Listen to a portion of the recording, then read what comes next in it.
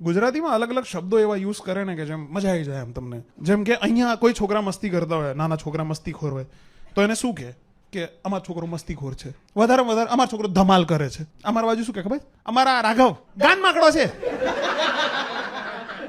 તમે નોર્મલ માકડું કહી શકતા હતા. તમારે એક્ઝેક્ટિવ લગાવવાની જરૂરત નથી. તમે એક્ઝેક્ટિવ લગાવીને કે કેવું માકડું? ગાંડવાળું માકડું. હા રાઘવ તમારો કુલદીપક છે ના, ગાંડ માકડું છે. ઘરનો વારસદાર ના, ગાંડ માકડું. તમે લેવલ વિચારો છો કે મસ્તીખોર થી ગાંડ માકડું. અને એનથી લેવલ નીચે લાવવું હોય તો શું કહેતા ખબર છે? અમાર તો આના ગાંડમાં ગરુડી છે. Not even kidding, this is આ એક ફ્રેઝ છે ગુજરાતીમાં કે અમારા છોકરાના ગાંડમાં ગરુડી છે.